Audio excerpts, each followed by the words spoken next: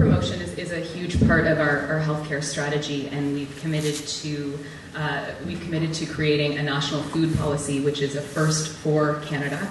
This involves getting more healthy Canadian food on Canadian tables. Part of this as well is promoting health through school and sport, through young people in school. We have committed as well to investing in a brain health strategy, and incidentally this was part of our platform before Mr. Harper made his announcement last week. And the other piece is the Healthy Start program, in which we've committed to spending $250 million providing 40,000 children with access to healthy foods. As far as the CBC and the arts goes, it is a tremendously important industry in Canada, not just culturally, but it also is an $80 billion industry. So it's important that we support it, and it's important that we provide the funding for it. The CBC may be funded to the level that Mr. Wallace says. I don't have any way of checking those figures at the moment, but what they need is stable funding so that they can continue planning and offering the programs that they need, and that has been what is lacking. We've also committed, the Liberal Party is committed to increasing the budget for the Canada Culture of the Arts, doubling it from $180 million to $360 million. Thank you. Thank you, Alyssa.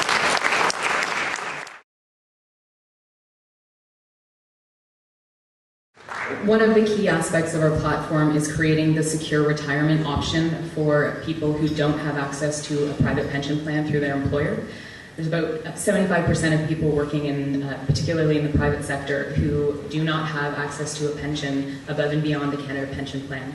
So these folks are getting to retirement age and they don't have a whole heck of a lot of money to retire on. So what we've done is we have committed to creating a national scheme. People can opt into it, employees can opt into it, and employers can opt into it on their employees' behalf. This scheme would be portable, so if people left their jobs, they would be able to take it with them, and it provides them with the opportunity to have a pension plan when their employers don't necessarily have one.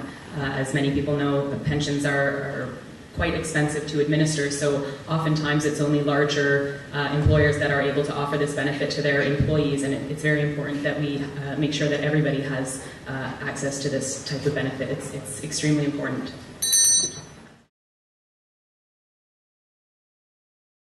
The Liberal Party has committed to raising them back up to 18%.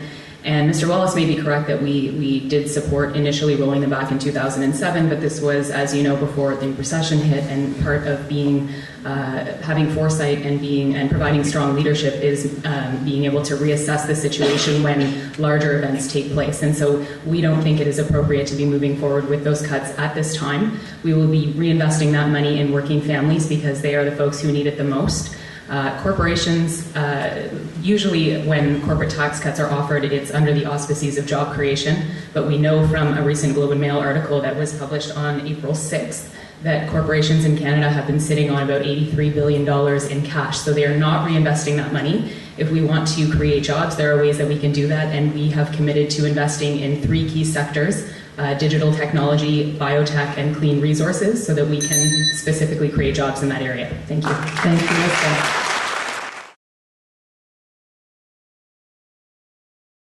Thank you. This is a tough question to answer because I can certainly speak to my own behavior and the behavior that my party has committed to instituting on their behalf, but I certainly can't speak to the behavior of other parties. I think what we've seen over the past 5 years is a deterioration in the tone of politics. I frankly don't recognize Parliament. I turn on question period and it's an embarrassment.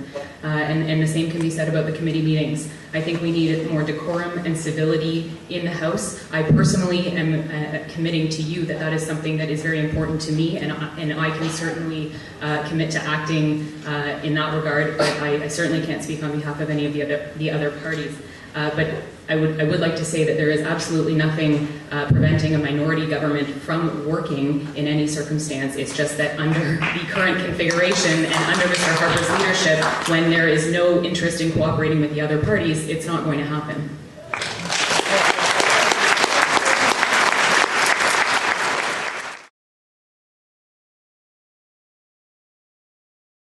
I think that investing in people is a very solid crime prevention strategy. Of course, you can't prevent all crime, and there may always be violent criminals and sex offenders, but certainly not requiring a $12 to $13 billion investment. I mean, that's absurd. It's just not supported by the facts.